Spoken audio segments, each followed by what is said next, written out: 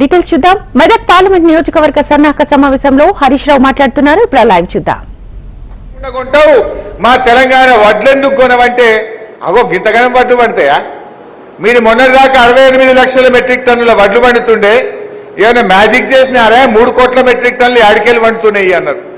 అరే మేము కాలువలు కట్టుకున్నాం, ప్రాజెక్టులు కట్టుకున్నాం, చెక్ డ్యాములు కట్టుకున్నాం, చెరువులు కట్టుకున్నాం, మేమేమైనా పండిన వడ్లే కొనమంటున్నాం కదా అంటే కొనమన్నారు.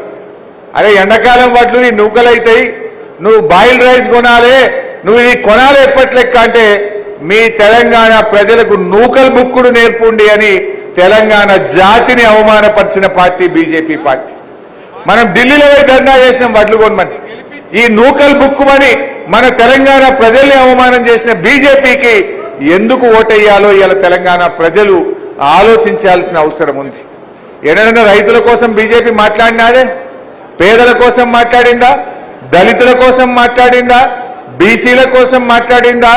కార్మికుల కోసం మాట్లాడిందా? 10 ఏళ్లలో బీజేపీ వాళ్ళు చేసిన ఒక్క మంచి పని చెప్తారే? ఒక్క పని.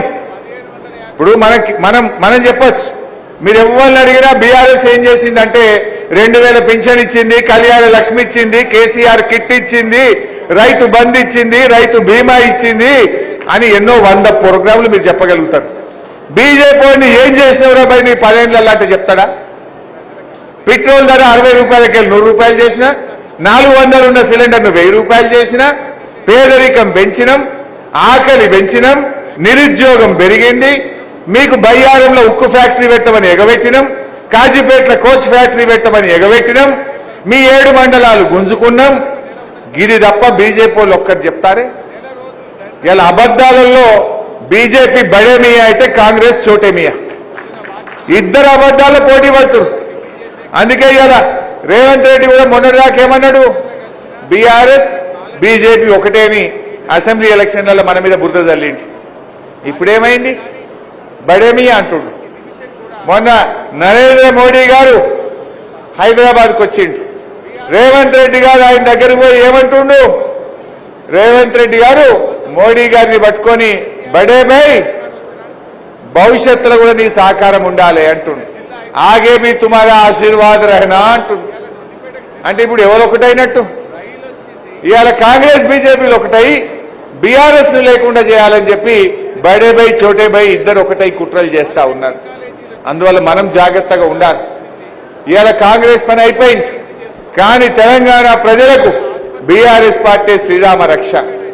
నిజంగా మనం వచ్చినాకనే ఇవాళ తెలంగాణలో తలసరి ఆదాయం పెరిగింది, తెలంగాణలో తాగునీటి సమస్య పరిష్కారమైంది, తెలంగాణలో పుట్ల కొద్ది వడ్లు పండుతా ఉన్నాయి. కేసీఆర్ ఉన్నప్పుడు రైతులకు పుట్ల కొద్ది వడ్లు పండితే కాంగ్రెస్ వాళ్ళు వచ్చినాక పుట్టెడు దుఃఖం వచ్చింది. ఇవాళ చాలా చోట్ల పంటలు ఎండిపోతున్నాయి, మళ్ళా బోర్వింగ్లు వేసుకుంటున్నారు, మళ్ళా బావిలలో పూడిక తీత స్టార్ట్ అయింది, పంట పొలాల్లో నిప్పు పెట్టే పరిస్థితి వచ్చింది. ఇవాళ రకరకాల ఇబ్బందులు ఇవాళ రైతుల్లోకి వస్తా ఉన్నాయి.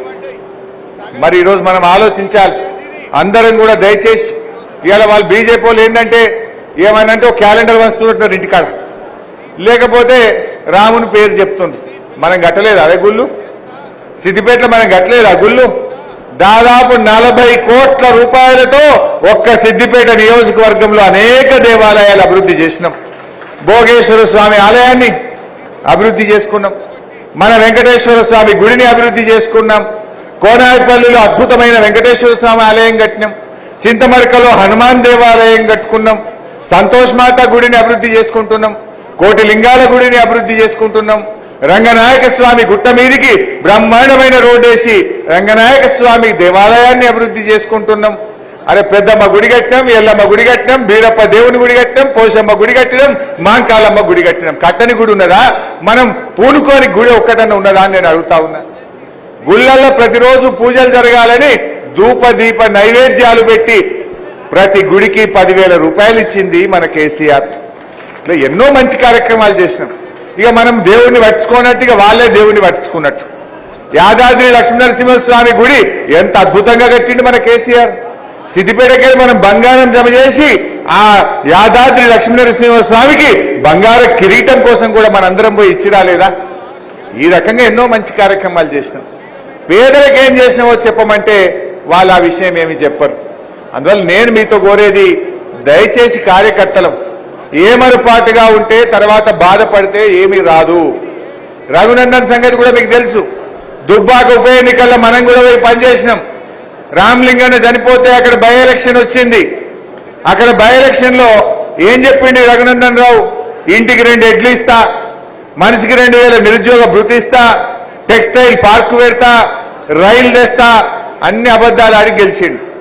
పాపం ప్రజలు నమ్మి దుబ్బాకోళ్ళు ఓట్లేసిండ్రు. మొన్న 4 ఏళ్ల తర్వాత మళ్ళీ ఎలక్షన్ వచ్చింది. మరి అవన్నీ ఒక్కటి కాలేదు. ఆయన చెప్పిన ఒక్క పని కాలేదు. జనం మడతపెట్టి ఉత్కిరు కదా అంటే కొత్త ప్రభాకర్ రెడ్డిని 54,000 ఓట్లతో గెలిపించిండ్రు. నిజంగా రఘునందన్ పనిమంతుడైతే, నువ్వు మంచిగా పని చేస్తే నిన్ను మొన్ననే దుబ్బాకలు గెలిపిస్తురు కదా. నువ్వు చక్కగా పని చేయలేదు, నీ పనితనం మంచిగా లేదనే బండకేసి కొట్టిరు దుబ్బాకల జిల్లా రూపాయి సిద్దిపేటలో